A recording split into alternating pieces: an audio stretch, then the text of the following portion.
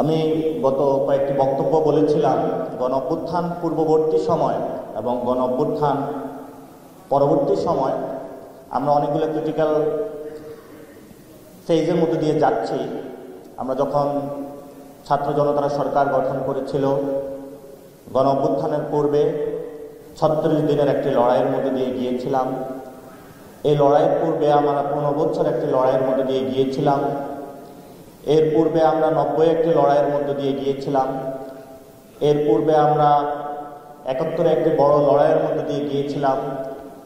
এর পূর্বে আমরা 47 একটি বড় লড়াইয়ের মধ্যে জনগণকে ঐক্যবদ্ধভাবে করে আমাদের যারা পূর্বপুরুষরা ছিলেন তারা আমাদের এই বাংলাদেশের যে জনপদ রয়েছে তাদেরকে স্বাধীনভাবে রাখার জন্য আজীবন সংগ্রাম করে গিয়েছিলেন।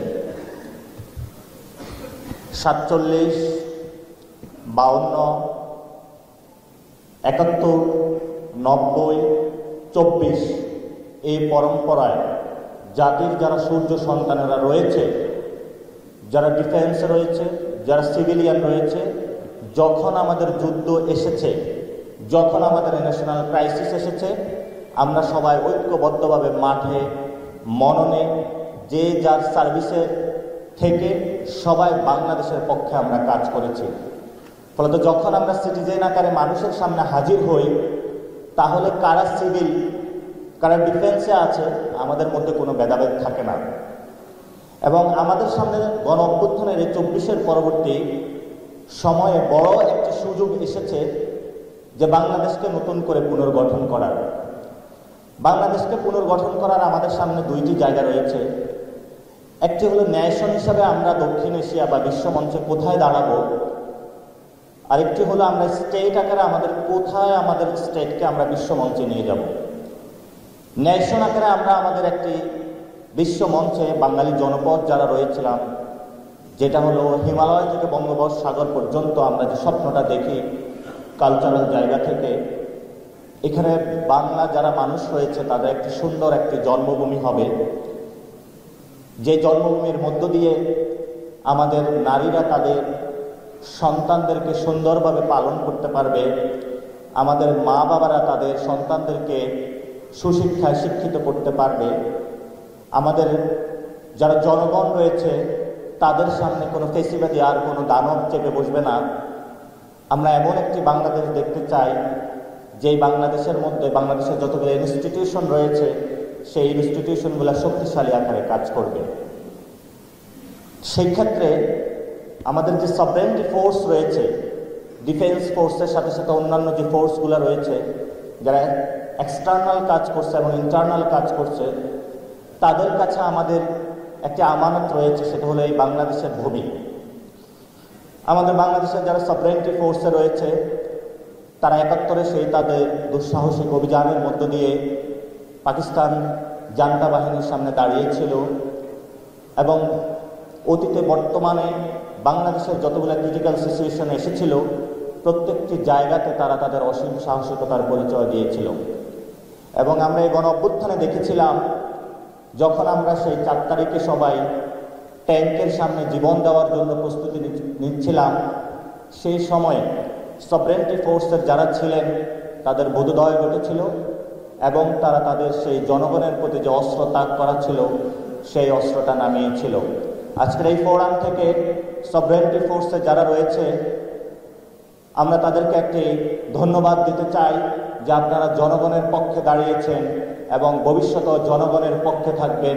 আর এই সভরেন্টি ফোর্সের মধ্যে যারা বিভিন্ন সময় গত 15 বছরে জনগণের প্রতি অস্ত্র ত্যাগ করেছিলেন, আয়নাঘর বানিয়েছিলেন এবং জনগণের মধ্যে থেকে একটি দলের পেটুয়া বাহিনী হিসাবে কাজ করেছিলেন, আমরা আপনাদের এই ফোরাম থেকে আজকে ধিক্কার জানাচ্ছি।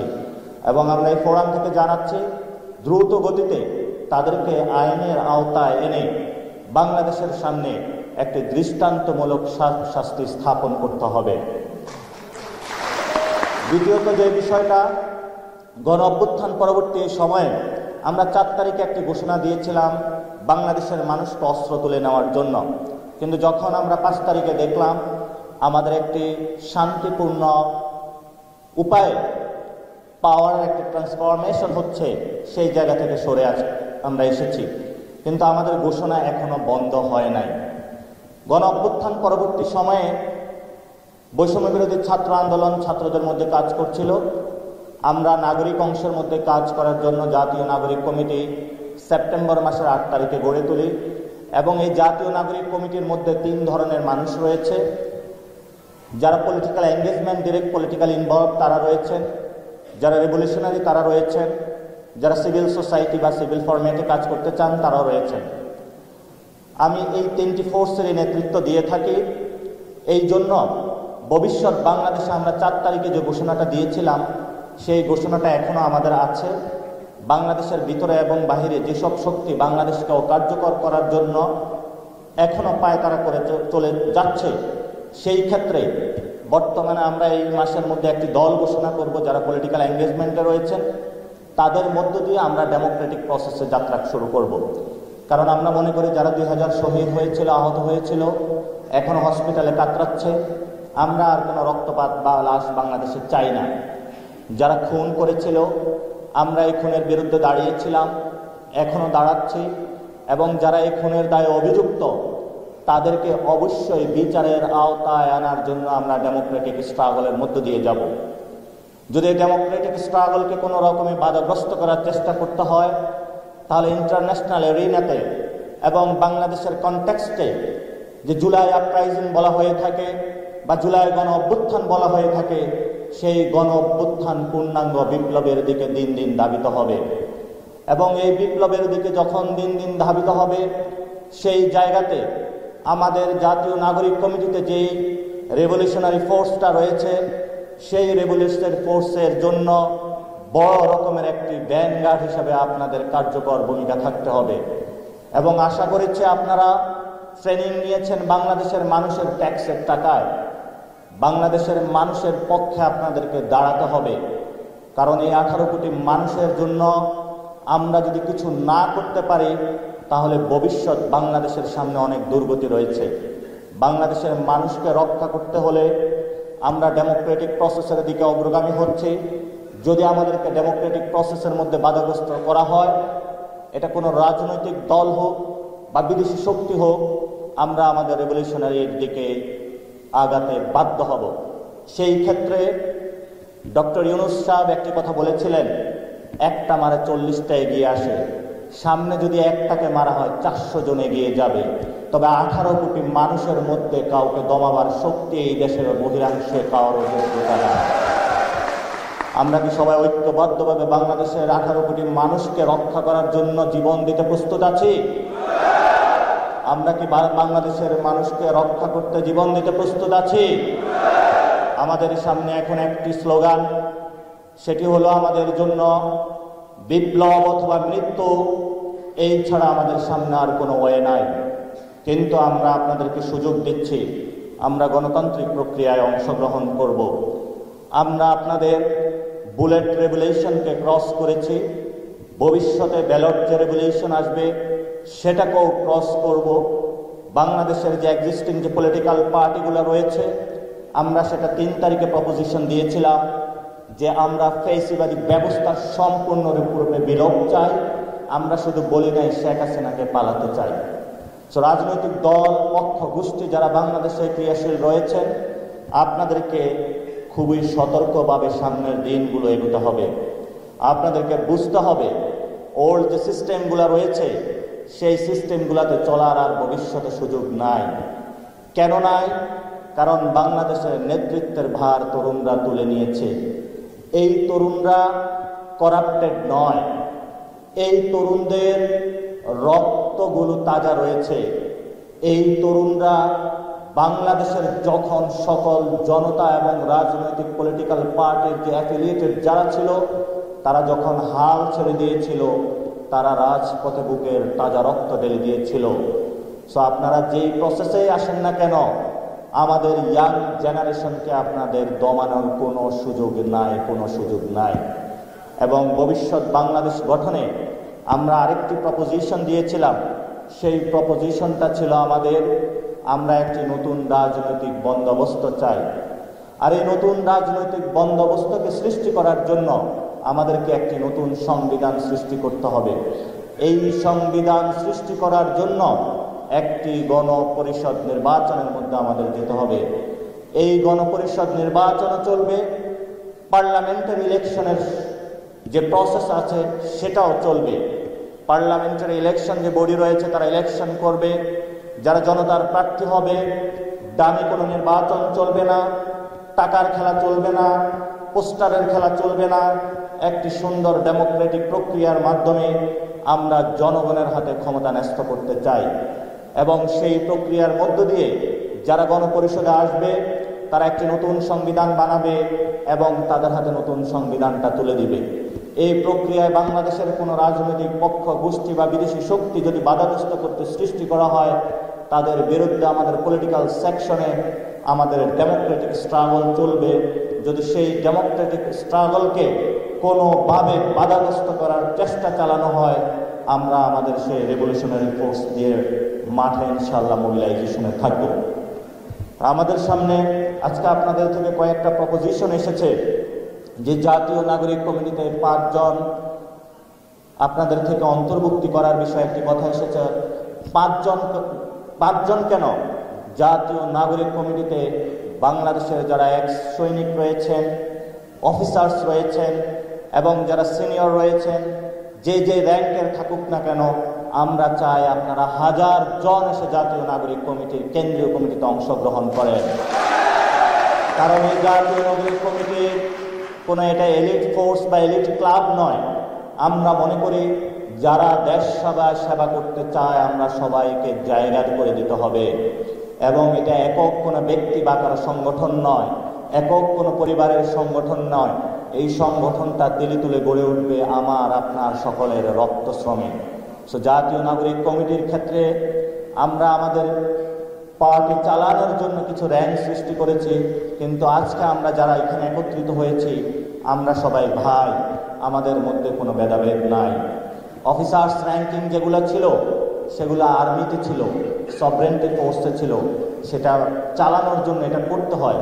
কিন্তু আমরা যখন মাঠে যাব, ঐক্যবদ্ধভাবে লড়াই করব, মানুষের সেবা করতে যাব, আমরা সবাই কাঁধে কাঁধ মিলিয়ে 5 তারিখে যেভাবে without any ranking, without any বর্ণ পরিচয়, উইদাউট এনি পলিটিক্যাল পরিচয় ছাড়া যেভাবে লড়াই করেছিলাম বাংলাদেশের একজন নাগরিক হয়ে, আগামীর ব্যালট রেগুলেশনকে সামনে রেখে আমাদের সবাইকে ঐক্যবদ্ধভাবে এভাবে লড়াই করতে হবে। আপনারা কি সবাই প্রস্তুত আছেন?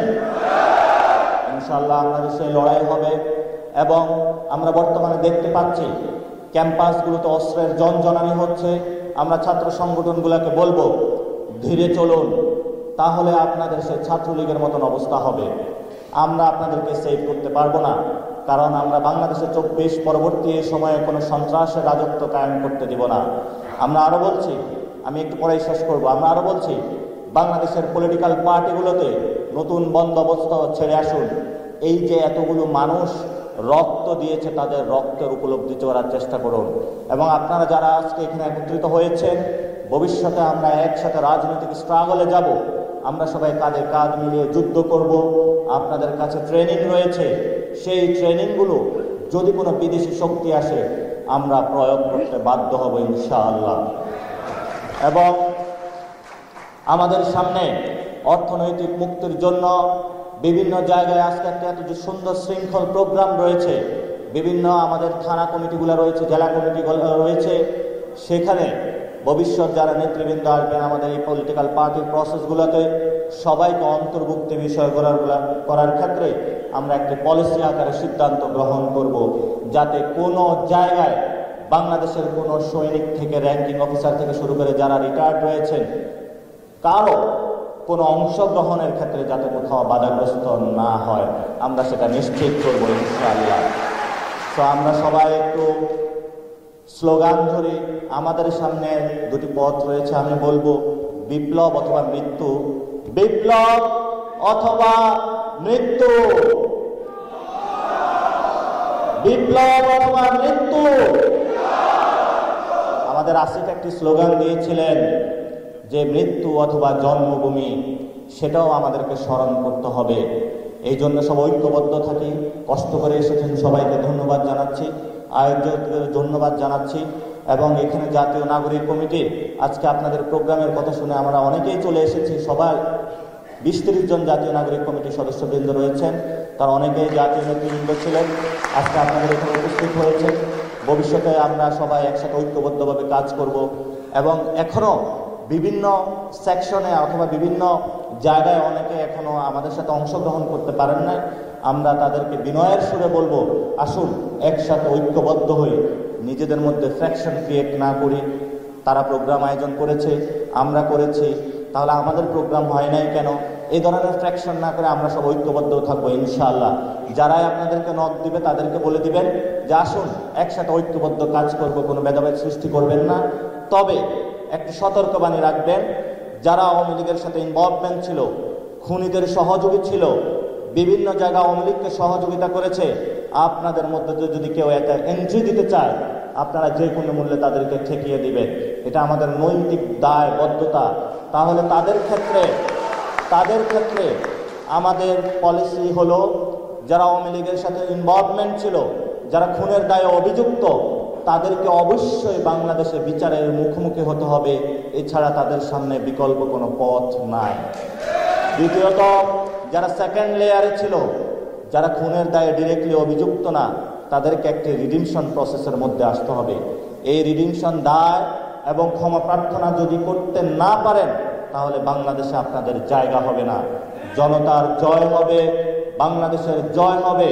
এবং আমি বাংলাদেশের যারা এক্স আর্মি ফোর্স, বিভিন্ন নেভি, নেভাল এবং আমাদের এয়ারফোর্স যারা অ্যাক্টিং রয়েছেন, যারা এই গণঅভ্যুত্থানকে আমাদেরকে যথেষ্ট সাপোর্ট দিয়েছেন, আপনাদের এই সাপোর্ট জারি রাখবেন।